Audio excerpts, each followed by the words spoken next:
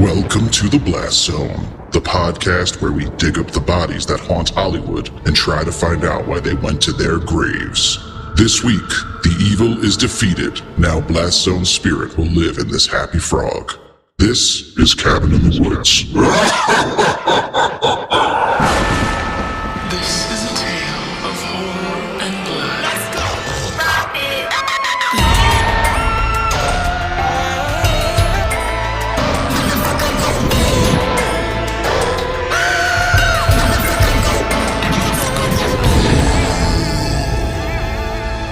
Welcome to the Blast Zone. Welcome to the Blast Zone. We are not a podcast about bad movies. We are a podcast about movies that did badly. That's right. I am Jon Drake, in-house film critic of my Shudder account. And I'm Ian Dukes. I'm a demon with horns and bat wings and summonings about movies. Movies like The Cabin in the Woods, which we'll be talking about today. Oh, yeah. This is the conclusion of the first ever Blastober. We had a big, scary Blastober full of blood and gore and scares, and we're wrapping up with a big one today. And a lot of science fiction, strangely, in a non-deliberate way. We did not mean for that to happen. But we stumbled into outer space, but we had a good time with it. We did. Next October, we're going low-tech for all our Blastober movies. It's going to be haunted houses and nothing else. Old crusty stuff, yeah. So, Cabin in the Woods, very excited to talk about this one. But before we do it, Ian, how are you feeling this week? My spirits are up a little bit, my holiday spirit. I got a pumpkin today delivered to me by the good folks at Amazon to decorate my place for Halloween season. Like a real pumpkin? Yeah.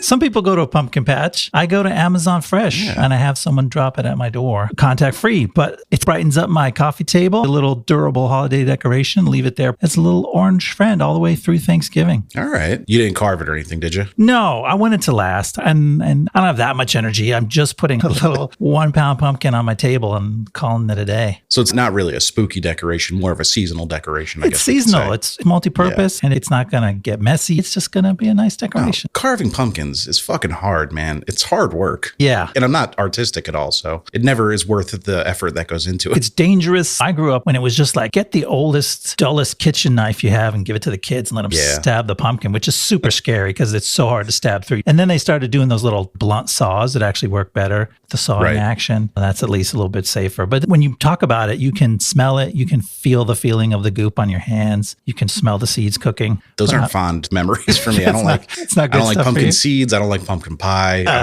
I'm not a pumpkin person. I like the idea of jack-o'-lanterns in theory, but in practice, I don't want to make one. I'd rather just look at other people's. But it doesn't really feel like fall here in New England. Really? It was 81 degrees yesterday and 78 degrees today. So we're in the weird time where the leaves are changing and falling off the trees, but also it feels like summer when you walk outside. That is weird. At this rate, like in 10 years, there's going to be no fall. It's just going to go from August to January, essentially. Yeah, hot to snowstorms. I'm not excited about that. But did you happen to watch anything this week that you wanted to tell the listeners about that you thought was interesting? I did. I watched a movie that I was scared to watch, but I said, fuck it, it's spooky season. I'm going to dive in. And I watched The Witch. Ooh. 2015's The Witch, written and directed by Robert Eggers. I had seen The Lighthouse, and I'm like, oh, who's this Robert Eggers guy? And I read all about the making of that movie. Got really into it. Can we drop a harken when you mention the Lighthouse, please? Absolutely. In the editing room. Here it comes.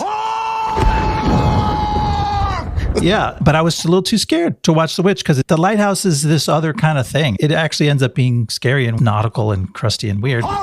So I just did it. I went for it. I'm like, look at all these scary movies that I'm watching this month. I might as well watch The Witch. You're freelancing scary movies. Like, you don't even have to do this one. Look at me. Who is this guy? Love it. But it's really cool. Eggers, after seeing his second film, it's got so much in common. The tense close quarters relationships, the deeply researched old-fashioned ways of speaking, which he seems to fall in love with weird ways that people spoke English at different times and places in history. And then the supernatural elements that start slow and subtle and build up to bonkers. And yeah, I love this movie too. And I can't wait for his next one. He's got one called The Northman coming out in the spring. Very exciting. Can't wait for that one. But it's not like I wouldn't call The Lighthouse a scary movie. I don't even know if I would call The Witch a scary movie. I'd call it eerie and creepy more than scary. There was no point where I was like, but it was just like, it sticks with you for a little while. Yeah, he's not really into the jump scares. Like, it's so subtle that you don't realize how overt it is. Right. It's literally a story about a creepy old lady who lives in a hut in the woods. But you're like, no, it's not really. Could it really be? Did I just see what I thought I saw? And it masquerades as a pretty real farm life in colonial New England, but it's really about a witch in a hut and a demonic goat. Yeah, like the oldest spooky stories of all. Yeah. And he just finds a way to look at it through a new lens. You can tell we're both big Eggers fans here. Yeah, I reference Black Phillip a lot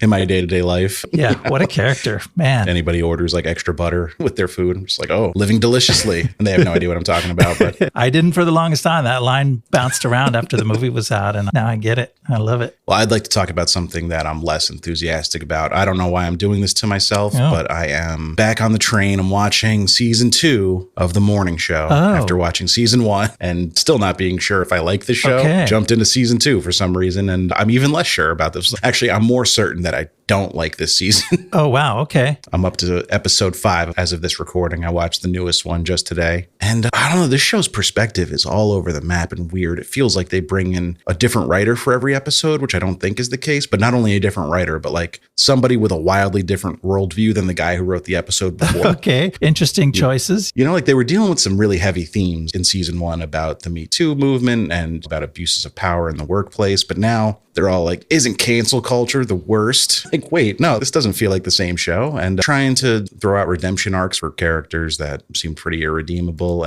But it's also a post-mortem on the early days of COVID, which like we're in the middle days of COVID, I think. And I don't want to go back and revisit that time yet. You know, like maybe in 5 years, hopefully. Yeah. That'll be something we can enjoy in fiction. But right now, it doesn't feel poignant to remark upon what we all vividly remember. It was so recent that it's almost a moot point to throw it in everyone's face again. You're not selling me on the show. I watched the pilot way back when, and something didn't feel right. I'm like, I don't like this. I didn't go any further. Yeah, it's got a great cast, I think, is part of what keeps me coming back to it. And it's well acted, but pretty much everything else about it. And, you know, I grew up in New York City, and it has this very glamorous side of New York City that I was never really familiar with. And just seeing these apartments that these people live in is fun in a voyeuristic way, but that only gets you so much goodwill. And I don't think it's for me, but I'll probably finish this season. And if it doesn't really stick the landing, I'll sit season 3 out or probably won't. I mean, based on what you're describing, you should not feel any obligation to go any further. It's not even obligation. I'm just like, there's very few shows I watch the day they come out. I don't know why the morning show has become one of them, even though I don't like it. I literally cannot explain it. Yeah, I would strange. just, spin a wheel, roll some dice, and just pick a different one and start watching that.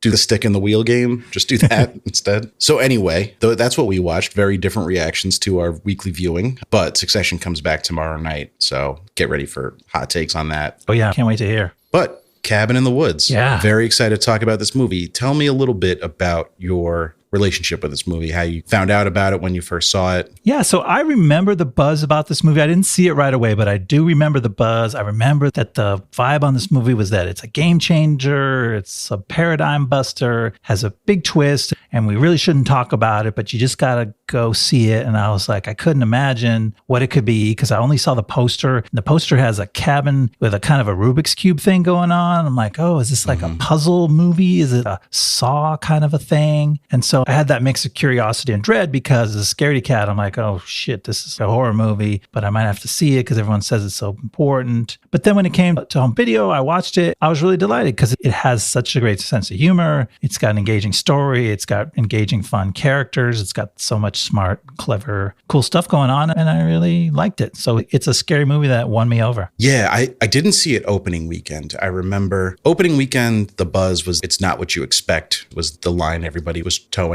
And then by the time I saw it, maybe second weekend it was in theaters, everybody was like, oh, just don't look it up on the internet. Don't Google it. Don't read anything about it. Don't listen to anyone talk about it. And I was like, well, what the fuck? Like, I got to go see this thing ASAP or I'm going to be disappointed because I'm going to have it spoiled for me. So I went, probably second week it was out with a few friends and nice. I really dug it. As a fan of horror, I got most of the references, I think. It does call back to specific characters and franchises quite a bit, but it also is parodying or satirizing horror as a whole and just looking at kind of the overarching tropes and themes that tend to pop up repeatedly. Yeah, for sure. So you don't really need to have an encyclopedic knowledge of cult horror movies to really know what they're getting at here. If you just know the beats, you'll be able to follow along and still understand what's going on and have a good time. And even if you watch it on the surface level as just a basic horror movie, it still has stakes and characters you care about and something to root for. So it works on several levels, I think. I think so. It's almost too deep. Not deep because it's not a really deep movie, but it's almost too complicated and thoroughly written for its own good. But it's fun for fans who really want to get into it because there's so much there. Yeah.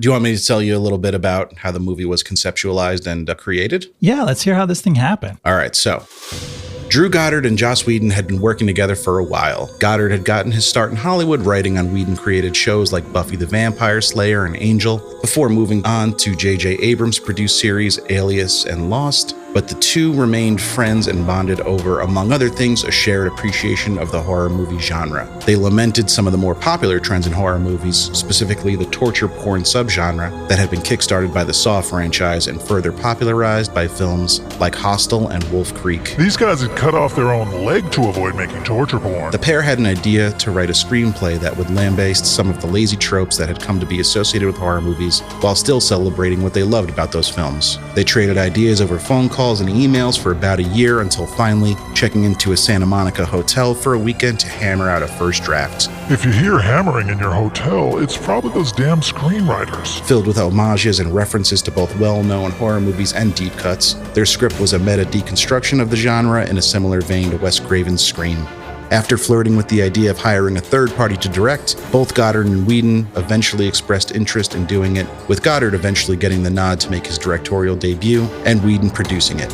Filmed in Vancouver during the spring of 2009, the movie had a relatively hefty budget of $30 million and put that money to good use, building an army of monsters, creatures, and killers to populate its world. The film would struggle to see the light of day, however, as the original February 5th, 2010 release date was delayed almost a year to January 14th, 2011, so the film could be converted to 3D against the filmmaker's wishes. Wow, that's taking studio meddling to another dimension. Then on June 17th, 2010, MGM announced the film was delayed indefinitely due to financial troubles at the studio. In March 2011, the Los Angeles Times reported that new MGM leadership were looking to sell Red Dawn and The Cabin in the Woods to another distributor because apparently they hate Chris Hemsworth. MGM treated him badly, and he's still for. Cabin was sold to Lionsgate in April of 2011 with a release date finally set for April 13th, 2012. When the movie was released, it was at least a disappointment, if not an outright bomb, earning $66 million worldwide against its $30 million budget, potentially breaking even at the box office but not making any real money. The movie was, however, beloved by critics upon its release and has found a rabid audience on home video and streaming, routinely referenced as one of the best and smartest horror movies of the 2000s. You alluded to something there. We are bending our rules. I don't know if you feel it. I feel the ground shaking. It seems like we may be angering the ancient ones by covering a movie that's not technically a bomb, or it's on the edge there. Yeah, it probably doesn't technically qualify for this podcast, but first of all, it's Blastober. What a better way to wrap it up than covering a movie that is entirely about horror movies. Couldn't resist. And two, it's our fucking podcast, so we wanted to cover it. I was like, this movie's so much fun. It'll be fun to talk about. And I really wanted to do it. Well, we hope the Blastoids will forgive us for bending the rules. Does anyone not like this movie? Are there people out there that are like, oh, Cabin in the Woods, that was so bad? I mean, if you were going to dislike this movie, I think a valid reason to dislike it would just be the Joss Whedon of it all. Yeah.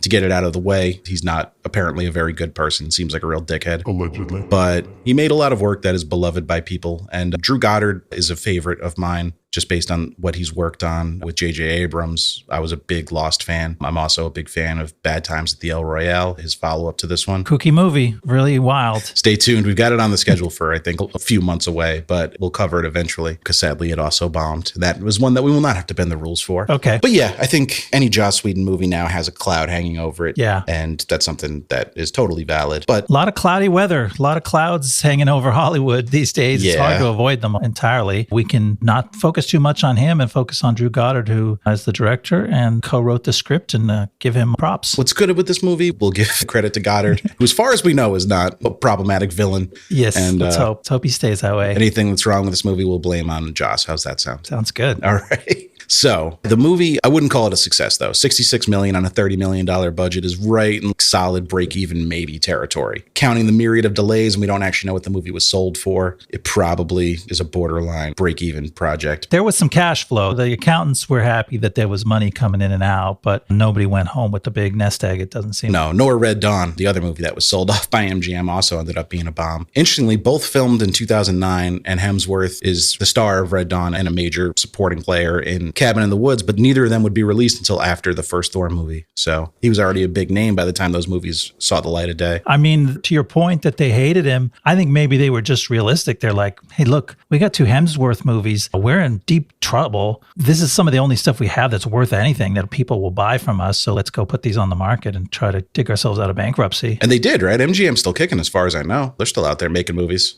I think they did like a very quick turnaround. They got an infusion of cash, came right back out of bankruptcy with new ownership or management or something. Don't quote me, but I seem to have read that. Yeah, well, good for them. It's always sad when you see like the old studios collapse. Yeah. And then more recently, didn't Amazon acquire them? They definitely have the library. Yeah, Okay. I mean, I assume that includes a sale where they got the rights to all their past movies. Yeah. Who knows? Who knows how Hollywood works? Certainly not us, the Hollywood podcasters. Right.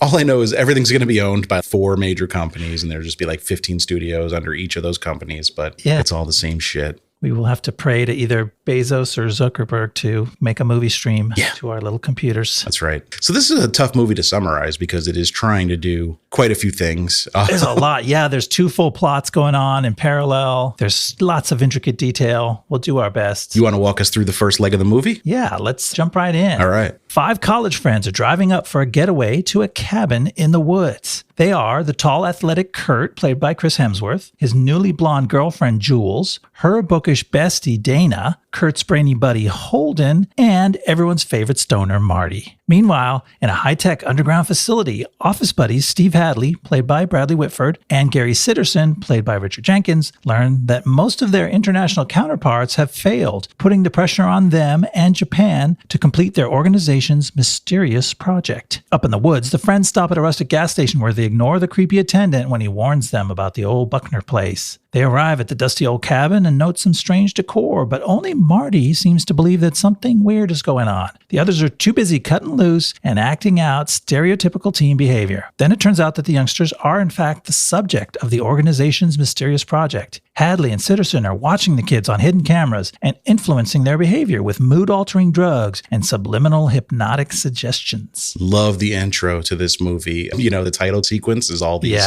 scenes of blood rituals and sacrifice, and then it just cuts to these 2 dudes wearing lab coats in an office having the most mundane conversation you can imagine. The old short sleeve dress shirt with black ties, classic geeky office wonk. These guys are really fun, and they're just talking boring stuff like childproofing the cabinets. Before they're even pregnant, can you imagine? And then just as you and Sitterson are tuning out to what Bradley Whitford is droning on about, the title comes on the screen to the sound of horrific screams and scares the shit out of you. That was an intentional move by Goddard and Whedon to almost make people think they walked into the wrong theater when the movie starts, and then hit them with the title card real hard and fast. But perfectly cast. If you want wisecracking, older dudes, just cogs in the machine type of guys, you can't go wrong with Richard Jenkins and Bradley Whitford. They're so good, and they have all kinds of good lines and scenes to play together. You don't usually get them in a duo. You usually get one of these guys in this role. And so then the fact that they get to bounce off each other and off everyone else in their organization, that part of the movie is really fun. And to some extent, there's 2 sets of heroes in this movie, right? There's our set of teens, which are the obvious horror movie protagonists. And then there's these guys that are kind of in a different movie, which I'm going to say is like a disaster movie. There's a horror movie going on, and then there's a disaster movie about a team of experts that are trying to avert a global meltdown. Yeah, they're like NASA in Armageddon. Right. They're like the Billy Bob Thorntons, just trying to keep everything from going to hell. It actually, I had a note about this for later, but since you bring it up, it gives the movie this weird dynamic where you're almost rooting against these perfectly innocent and pleasant teenagers. Yeah. Because you know what the stakes are and what's in store. Well, you don't exactly know what's in store if they fail, but you know it's real bad. So you're like, kind of want these kids to die, but at the same time, you're like, well, they're so pleasant and they did nothing wrong. I don't want anything bad to happen to them. I mean, the actual stakes are a good reason to actually pick a side against the kids. But also, like we said, Hadley and Sitterson are just so damn charming, and they're actually very capable. They might show a little hubris and be ready to take a fall, but they're also smart and funny and charming, and you kind of want them to succeed. Yeah, well, let's talk about the kids a little bit, because they introduce us to this group before they head off for the cabin, and it's a pretty well-rounded cast of characters. They're all filling an archetype, but without becoming a caricature. Certainly, there's an athletic kid. If you cast Chris Hemsworth in a movie, he's going to be an athlete of some sort. There's the nerd, there's the stoner, there's the blonde, who is typically a promiscuous person in these movies, but none of them are that easy to put into a box like that. They all have depth to their personality, and it whittles away in a fun and interesting fashion as the movie goes. It's complicated to do, and they actually pull it off really well in the writing and the performances because, they're both inhabiting these stereotypes and they're breaking them at the same time. The jock is throwing a football out the window, and then he's immediately pointing out which textbook Dana should take with her. So he's also a scholar. But these things come hard and fast at you. This is a tight script. All these things bounce back and forth really fast. And it's actually hard to swallow all of it on the first watch. That's something I found that you go, oh yeah, these are stereotypes. But oh wait, they're not. Oh, but now they're becoming more of that. Because then as soon as they get to the cabin, they're getting gassed by Hadley and Sitterson. And they're turning more and more into the stereotypes that they might be in a regular horror movie. Right. It's pretty remarkable to me that this is a 96-minute movie. This is not a long movie. This is a very tight hour and a half without credits. So the movie could have standed maybe 10 more minutes to spread that out and make that change more gradual.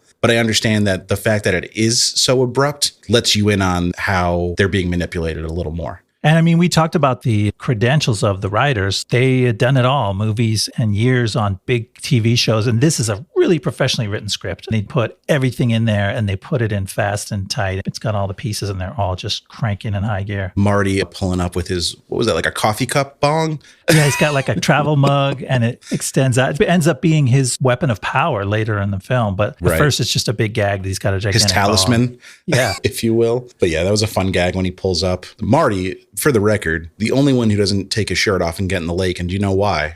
I have heard tell. He is a swole king, and they thought it would ruin his characterization if he took his shirt off and everyone saw his bulging muscles. If he was ripped, So they had to cover him up in layers and hoodies and stuff. I heard this story. It goes around with the telling of this movie. And then I went back and looked, and I'm like, he's not actually bigger. Some people are like, well, he would have dwarfed Hemsworth. He's not that big. Like, he's wearing baggy shirts, so you can't quite tell how jacked he is. But he doesn't have the size that Hemsworth had, even at this early point in Hemsworth's career before he had a Marvel training budget to get the good roids. He certainly seemed muscular, but I would say like a gymnast, like wiry strong. Still not the build you would expect that character to have, given his kind of lifestyle. It would have undermined his slackery. Like, he's not going to look like a Shaggy who's just all skin and bones because he just lies on the couch and smokes weed. I do think it's offensive to think that you can't be a pothead and have muscles. I feel like that's just not accurate. And that's an outdated stereotype we should leave behind. Yeah, it actually helps with the soreness the next day after hitting the gym. So there you go. I want to talk about the Harbinger a little bit because I fucking love this guy. He's cool. He rules. He's been there since the war. Which war? You know goddamn well which war. And no, we don't. No, we still don't. Not a clue. He seems a little too young for it to be Vietnam, maybe, to be running the gas station since Vietnam. So I don't know. Desert Storm? That doesn't seem like it's a big enough deal to reference. The war, yeah. It's not the war. He is a character out of time. I guess he's always been there. Gas station's probably always been there. I don't know why you would even pull over at this gas station, but there's no other gas in the area, I guess. And you're in a horror movie. You got to start doing these things. But they're not drugged. Oh, no, they have been drugged yet. They were drugging Jules in her hair dye. They thought they were drugging Marty in his weed, but we'll get into the foibles of that later. It's interesting how deep it goes and the resources of this mysterious organization. And it's interesting because they don't keep it secret. It's not that there's these two plot lines that are running for a long time. Like, immediately when they pull away from the apartment in the RV, there's a guy on the roof. So you know, oh, there's something going on. It's just slowly that you realize the full impact of it. You get more and more. You go, oh, they're really doing stuff to these guys. They drugged her in her hair dye, and now they're pulling levers and a mist is squirting out of vents. You get more and more pieces of the puzzle and get to see more of the big picture. Yeah, and they also slowly reveal why they're doing it, which is as important as how, or more so even. But we do get a pretty obvious, I don't necessarily want to call it a spoiler, but it kind of is, like a real indication of how deep this goes when they drive through the tunnel and we see the fucking eagle fly into the force field. A lot of people hate this scene. I'm among them. Okay. Yeah. See, it didn't bother me. And I listened to a lot of people talk about this movie in preparation for this episode. Some people who were just really angry about the eagle in the force field. And I'm like, okay, but maybe I'm just slow and I didn't register, because by the time the payoff for this setup happens later on, and I don't know why, not spoiling. If you haven't seen this movie, movie and you're waiting for us to tell you the plot in order. That's weird. Why are you doing that? Right. I appreciate all listeners that listen to episodes on movies they haven't watched yet. But yeah, some stuff's going to get revealed out of order just because it's the natural flow of conversation. But yeah, so this tips a big character death later in the movie. But for me, it didn't. Like, I didn't see it coming. I was still shocked and shitting myself when that happens. That's fair. I do remember being jolted by the dirt bike scene later in the movie when I first saw it. But I do think for more observant watchers than ourselves, it could be kind of a anticlimactic thing. I think maybe have the bird, fall weirdly, like you don't see what he hits, but he has a weird flight pattern and falls out of the sky for seemingly no reason. Like it hints at it, but it's not so explicit. I think that might be a way to play it and have your cake and eat it too. Yeah, I guess if you wanted to just give people the idea that there's something weird about the gorge that the tunnel goes around. But there's so much happening at the point in the movie when it pays off that like I was not fucking thinking about their little lazy drive up the road at that point. Yeah, and that's just good filmmaking. They make that whole sequence so frantic that it's probably pushed out of your mind until the moment where it pays off. Yeah. Did you have anything else you wanted to talk about from this little area? No, let's move on and see what happens next. All right. Stuff's about to get crazy. At the cabin, a game of truth or dare leads to the friends exploring the spooky basement, which is cluttered with strange knickknacks and artifacts. Each of them takes interest in a different item until Dana starts reading from the diary of young Patience Buckner, the daughter of the original inhabitants whose father taught the family to worship pain. Despite Marty's objections, she reads out a Latin incantation, and far off in the woods, the zombie Buckner family begins to crawl out of their graves. Back at the organization, the whole office breaks into celebration, and Sitterson pays out the coworkers, who correctly bet on which of the evil monsters the friends would unleash. Unaware, the horny Kurt and Jules head into the woods to find a place to have sex, but are attacked by the Buckners. The zombies kill Jules, and Kurt flees back into the cabin to warn the others. They ill-advisedly split up and hide out in separate rooms. One Buckner bursts through Marty's window, dragging him into the woods and stabbing him through the back with a rusty farm tool. At the organization, the pressure is again increased when the workers learn that Japan's effort has failed. If Hadley and Sitterson don't pull off this ritual sacrifice, the ancients will awaken and destroy the earth. The remaining three friends reunite and try to escape in the RV, but Sitterson triggers a cave-in that blocks the road home. Kurt tries to jump his motorcycle to freedom, but dies when he crashes into an invisible force field that was foreshadowed by an eagle earlier in the movie. As they drive back up the road, Holden is stabbed through the neck by a Buckner zombie, and Dana barely escapes as the RV crashes into a lake. The Buckner catches up to Dana, and the office crew are celebrating a job well done when in a shocking turn, Marty reappears and saves Dana's life.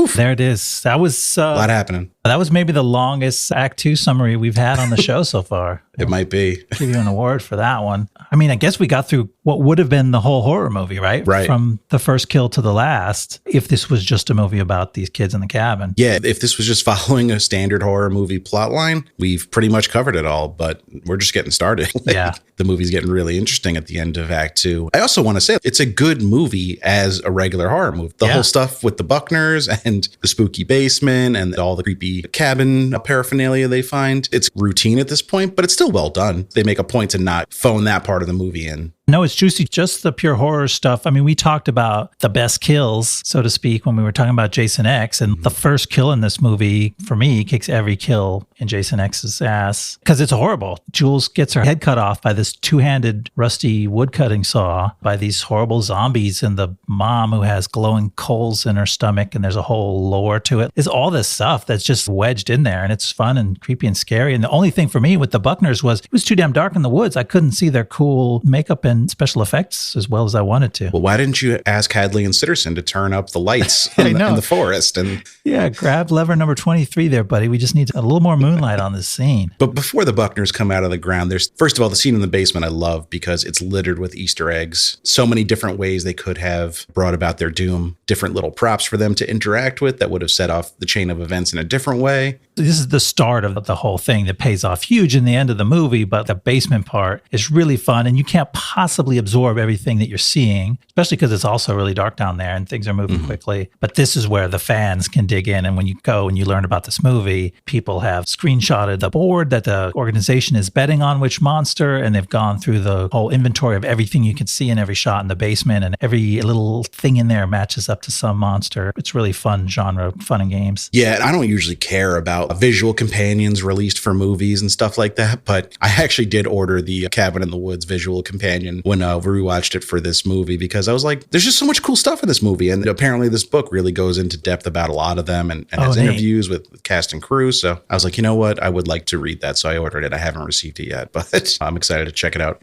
The production designers must have had so much fun building that stuff. Bride's wedding dress, and there's just like thing after thing. Little Rubik's Cube type devices, homages to Hellraiser. There's a lot of fun little Easter eggs in this section, but I wasn't going to let you off the hook that easy. We got to talk about the Wolfhead makeout scene before we move on. Yeah, that was tough. It's not great, right? So as the movie's way of showing that Jules is becoming more sexually overheated because they're drugging her to be that way, they're playing truth or dare, and they dare her to go make out with the thing on the wall. Weird dare in the first place, by the way. Like just random and like, but she gets really into it. She goes over and seduces this snarling taxidermy Wolfhead on the wall. And for me, it's hard to watch for multiple reasons. The first reason was I was too scared. Like, we don't know at that point in the movie what the horror is. I was sure the thing was going to bite her face off or something horrible was going to pop out. So I couldn't even watch it. But if I would have watched, it would have been hard to watch because she so enthusiastically tongues this wolf that it's pretty cringe. Pretty gross. Yeah. And the wolf has a very rubbery tongue, let's say. Like, it's very elastic and bouncy. It reacts when you flick your tongue across it in a very exaggerated way. She interacts with the tongue very explicitly. Yeah, it's not great. And also you feel terrible for her because she's losing her agency, you know, like this isn't a person that would act this way. And it speaks to the lack of consent these characters have, that their actions aren't really their own. They're being manipulated in such a way and forced to act against their personalities to fulfill a stereotype. And yeah, you start to really feel bad for them at this point when you realize what's happening to them. I mean, you feel a little worse when her head is cut off, but this is the start. This is the start of the slippery slope. They are victims in this thing, even though the organization tells themselves that the victims must choose the manner of their death so they can be punished for their transgression, which is not really a transgression. Deciding to read a book is not much of a transgression, or doing a Rubik's Cube. Especially when you think you're with a family member of the person whose house it is. It's not even like you're trespassing. These aren't some stranger's private things, which raises the question that never really gets answered, which is like, how did Kurt find out about this house? They allude to the fact that it's all a setup. At the end, she goes, I don't think Kurt even had a cousin. Right, but why did Kurt go along with it? I know that line was meant to tie that bow for us, but it never really sews up who got to Kurt and convinced him they were his cousin and come use my cabin. Like, how long have they been building this narrative? It goes deep, man. The long con. The long tongue.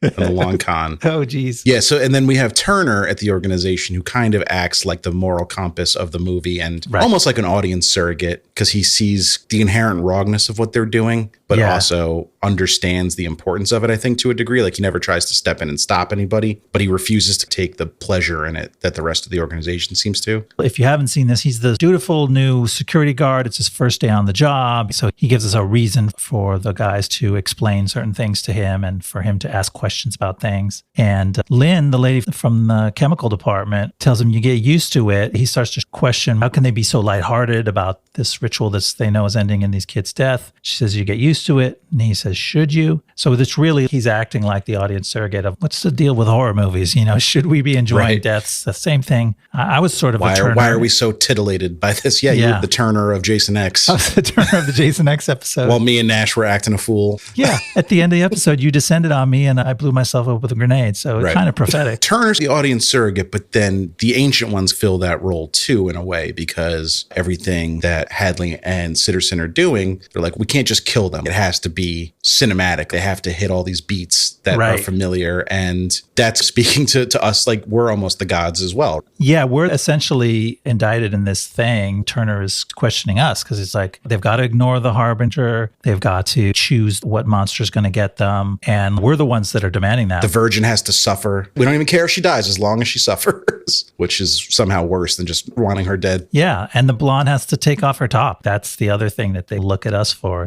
And Hadley and Citizen are like, we're not the only ones watching. You got to keep the customer satisfied. And they're talking about the Ancient Ones, but obviously they're talking about us. Right. And I get the hint just through context clues that they basically do one of these every year, was how I interpreted it. Yeah, the rest of the year is spent like organizing it and, you know, putting the infrastructure together they need, rebuilding that tunnel. Oh, yeah. Things like that. So, I mean, this is also like a huge release for Hadley and Sitterson, which is like they're the directors. They spend all this time kind of planning the movie and then they finally get to production and principal photography, which is this. Yeah. The movie's got levels, man. It does. It's almost got too many levels, but those are fine. If you want to be a fan, you can go back and do rewatches and scoop up all the stuff that slipped through the first time. And then you get glimpses of the other countries and the other departments, and those all seem to be referencing other types of horror movies. Like we're going for the real slasher genre stuff with the cabin in the woods, but then they're doing the J-horror in Japan with a Ring Grudge type thing. That's one that's featured prominently, but they hit a lot of different beats in the other countries, which is just more delicious, sugary goodness for fans of horror movies to eat up.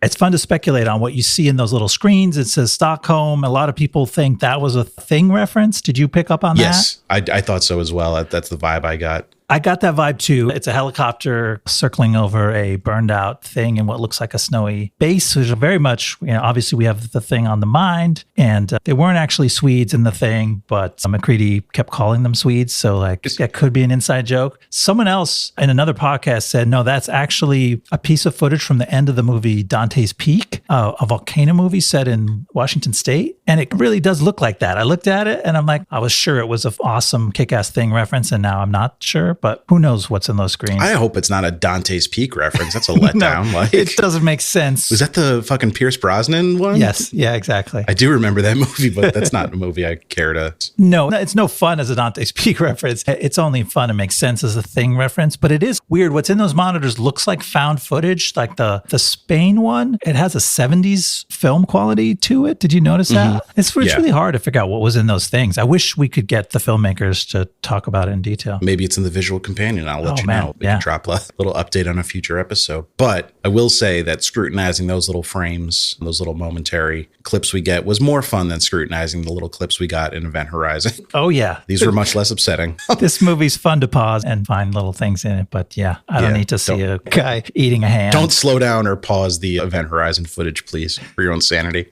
So we talked about Hadley and Sitterson and how they're playing this dual role. They have this literal job, and then they're also the filmmakers, and they're detached. They never really question themselves. But at the end of this sequence, Hadley has this moment where he starts to actually feel for Dana. She's escaping. It seems like everyone else is dead. He's like, wow, I'm impressed by this girl. She's got a lot of heart. And he almost opens up, and then his office mates come in with margaritas, and he's like, tequila is my lady. And it just like a hard left turn right into the partying. And it's a great funny moment because Whitford is so good. It's one of the funniest parts in the movie. But it's also an interesting idea that we as horror viewers might take a moment to step back and go, wait a minute, this is actually fucked up. But then we're easily distracted and we're pounding marks. Right. As soon as we take a minute to examine these movies on any deeper level, we're distracted and immediately abandon that kind of line of thinking. But also, tequila is my lady is just a great thing to shout at the beginning of a party. And this party looks fucking rad. Like, I would love to be at this party. Not under those circumstances, but everything else. And you get some fun character moments with the lonely guy trying to ask out the girl. He got ballet tickets, right? Did he get ballet tickets? Was that what it was? Something like that. Yeah, he was definitely trying to impress her, and she doesn't even notice him. She walks away before he finishes his sentence. But they're showing the mundane lives of the employees there to also further complicate your feelings on the movie. Like, these are real people. They have real hopes and dreams outside of this organization. And as gleeful as they might be, it's probably a huge source of tension for them. Yeah, they just completed their year-long critical project, and it was a success. Extremely critical. I mean, it came down to them only. So it's got to be incredibly stressful and tense, and you can't begrudge them a little bit of a release. But then you're like, well, wait, you can, because on the other end of it is people being brutally murdered. Really likable people. The kids are so engaging and fun in this movie. It's really interesting how it twists you back and forth. Right. I was actively rooting against Dana and Marty by the end of this movie. And I was like, I don't want to be in that position, but that's where we are, because I don't want the world to end. Not yet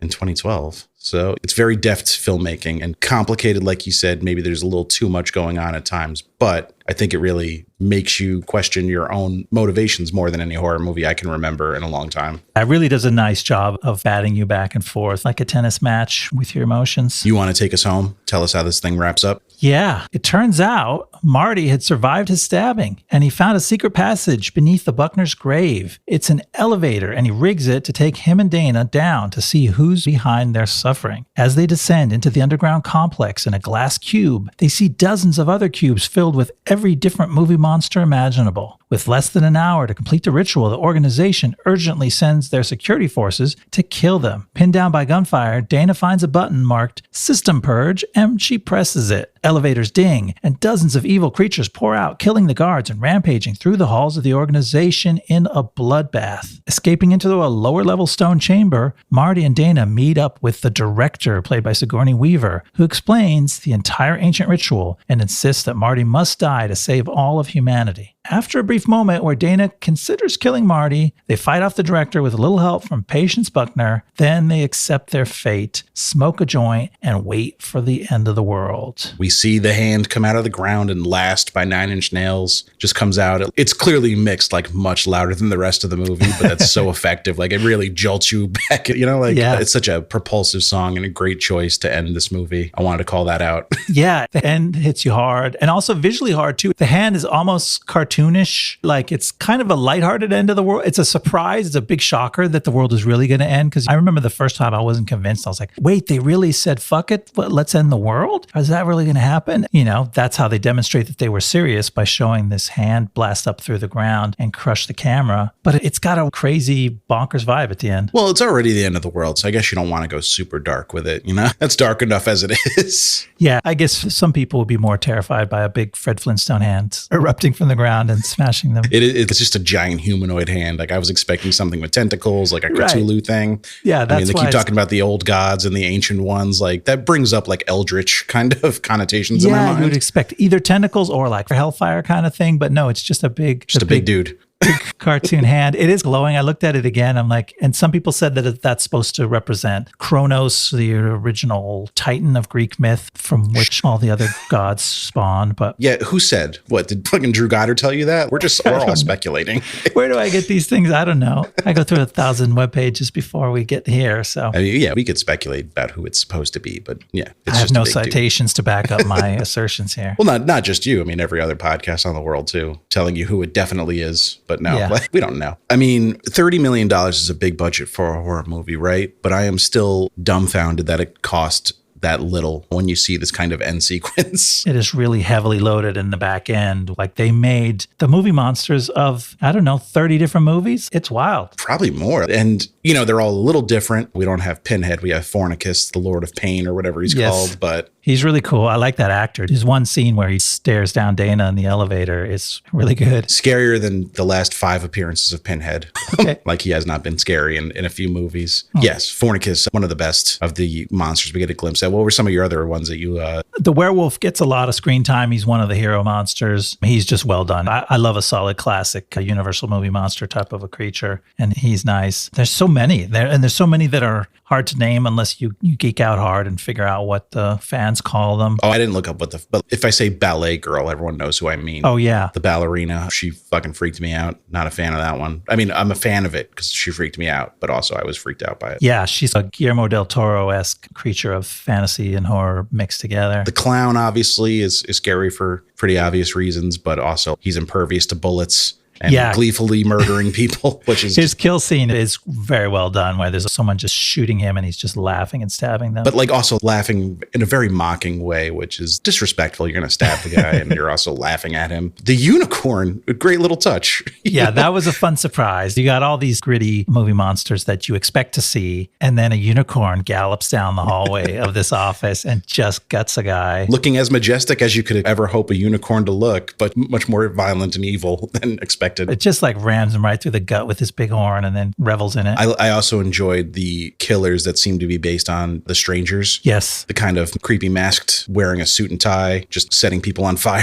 With doll face masks. Yeah, just tying people up and setting them on fire. Really creepy. I mean, that whole last section of the movie definitely, again, rewards a lot of rewinding and pausing because they shot so many scenes that they give you just a really quick glimpse of, and all these really cool, scary things. There's like mutants that are crawling on the ceiling and they have upside down heads. And there's other people that are in orange suits and they're holding somebody down and vomiting acid on his face. I mean, so much crazy shit going on. It's mind boggling. And it's never really scary because like it's just going full blown action horror by that point. It's all happening too fast to really build any tension, but it's still a super fun payoff. Yeah, it's too gonzo to be actually scary, but it's horrific. I mean, apparently the blood that you see in that elevator lobby is mostly or all real blood. I mean, there's definitely some CGI monsters flying through it. You mean like pig's blood or corn syrup? I mean, not real blood, but physical red liquid or whatever they use to simulate blood. But it's not a room with CGI bloods drawn on. Yeah, it's like, I fucking hate CGI blood. You can always tell. Yeah. Give me a squib any day of the week. And there's just hundreds of gallons of it. We contrast with Jason X as we wrap up Blastober, and we're like, damn, their blood budget was so minimal. They could only afford a couple teaspoons when the girl's neck was slashed straight open. This is like, no, we killed 10 guys and there's 500 gallons of blood in this room. And this movie was 10 years later and only had double the budget. Yeah. It just goes to show you could do so much more without having so much more money sometimes. It's a good production. So the director, obviously played by Sigourney Weaver, a icon of horror movies from her time in the Alien franchise, but they wanted Bruce Campbell, which I thought would be fun. But Bruce Campbell, I feel like Sigourney played it pretty straight, right? She's not winking at the audience much at all. I feel like Bruce Campbell, as much as I love him, like everything I see him in, I'm like, it's fucking Bruce Campbell. He doesn't disappear into a character.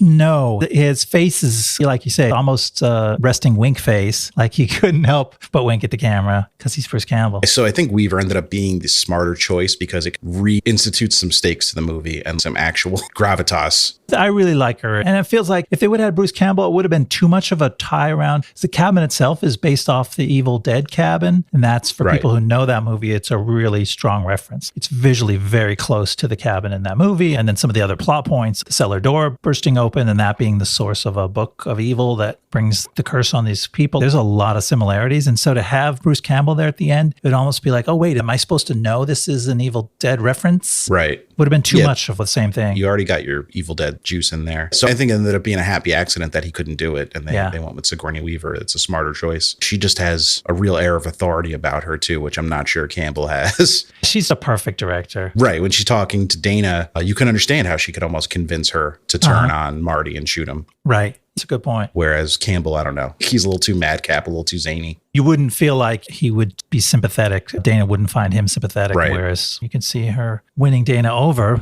But then the director gets her comeuppance through the reappearance of a friend, the one zombie whose face is actually, we kind of smile when we see her. What's your feeling about Patience Buckner? I guess it depends on where you stand on if we're supposed to be happy with the ending we get. Yeah. Because if we're rooting for Marty and Dana to briefly survive, then Patience is a hero. Personally, I lean towards I wanted the director to win. So I was a little bit like, oh no, Patience. But you can't help but feel for her as a character, right? Like we've heard her story because it's her diary that gets read. She was the victim of her father and her evil family. And she's just sympathetic when you see her face, even though she's trying to kill everybody with an axe the whole time. And this actor who, didn't have a single word in her performance, I somehow loved her. Like, oh, this is the most wholesome zombie that I've ever met. Yeah, the movie does some heavy lifting to give this specific zombie some tragedy to her backstory. And it does make her a little bit more of a well-rounded character, considering, like you said, that she doesn't say a single word. We hear her words when she was still a person. But yeah, it's pretty impressive that they make you feel for this character. If we really hated the director, that would have been a more satisfying thing where Patience gets her revenge. But I was also torn on the idea that maybe the director shouldn't be offed right now and we should let the world survive because I'm on it. The worst thing you could say about the director is she's pragmatic to a fault. Like she's a little too logical without fully understanding the human cost of what's going into this.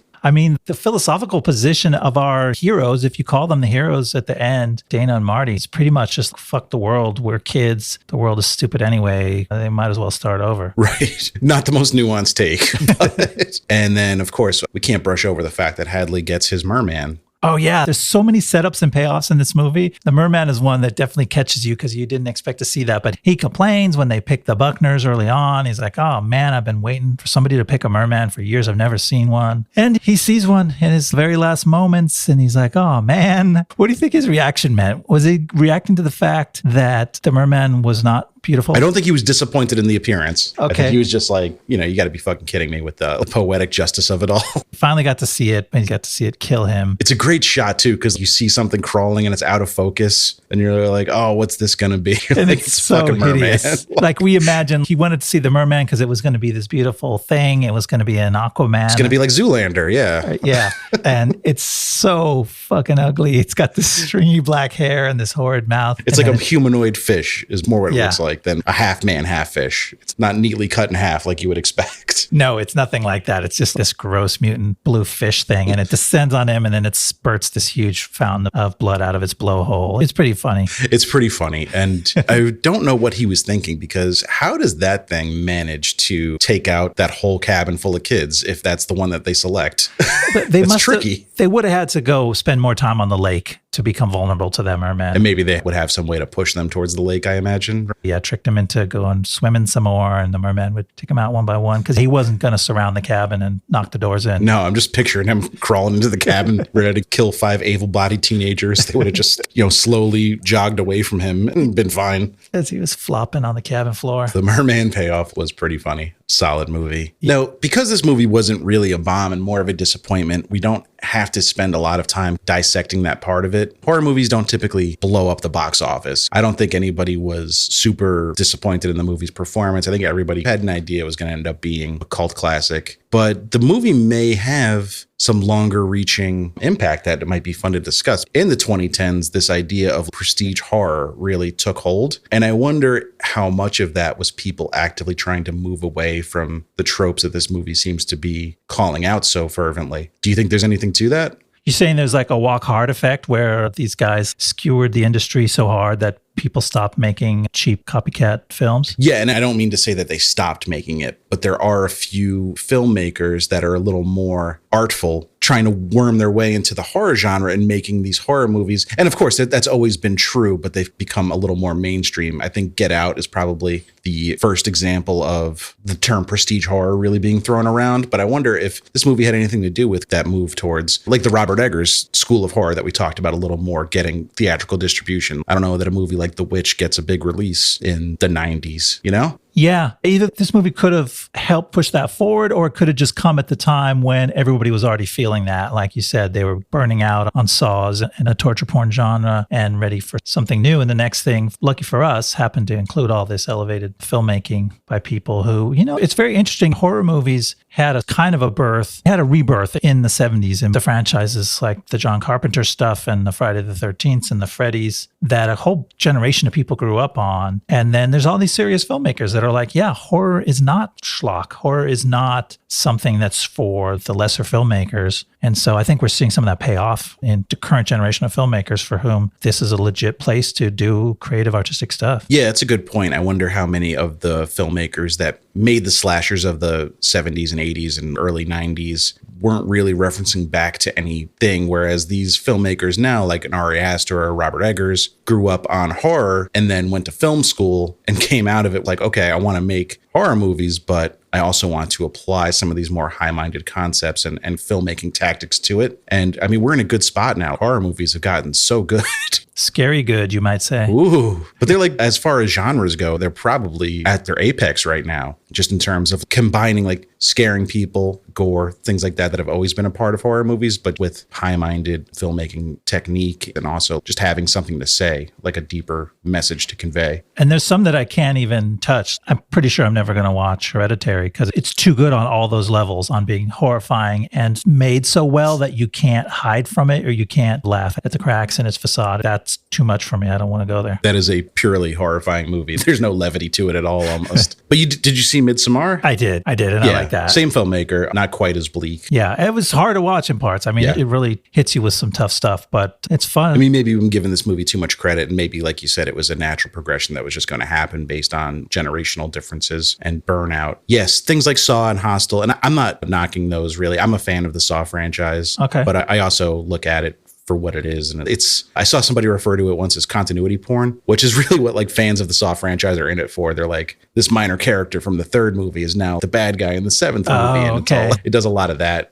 almost like what the Fast and the Furious franchise is doing. I see what you mean. Yeah, I didn't know there was that much going on in that franchise. Oh, there's lore. There is Saw lore, believe me. But yeah, it's trying to achieve something completely different. But torture porn in general it felt like indulging the worst parts of horror movie creation. And I'm glad we're moving towards a more artful examination of those things. Me too. I feel like the horror genre is now at a place where it draws me in as a scaredy cat horror fan. Torture porn was the epitome of what I didn't want to see on the screen. So I was totally turned away from the horror genre for a number of years there. And now there's a bunch of things like we talked about. The Witch got me to come back. This movie is one of them that got me to come back and go, oh, you know what? I can enjoy a horror movie. They're actually pretty cool. Yeah. I mean, just call out a bunch of The Babadook, It Follows. Like these are relatively bloodless movies that still manage to be scary and creepy and linger and are effective in all the ways a horror movie should be effective without leaning into the schlock. It's good times. I mean, we spent a month here as a horror movie podcast and it's pretty fun. Yeah, I don't think I'm ready to dive into it 52 weeks out of the year. Yeah. But for 4 weeks or 5 weeks out of the year, I think it's a lot of fun. And I'm looking forward to next Blastober. Yeah, I hope everyone else had as good a Blastober as we did. We're going to be getting back to our regularly scheduled programming shortly. Yep. And I've got some fun stuff coming up for you. So thanks so much for listening, everybody.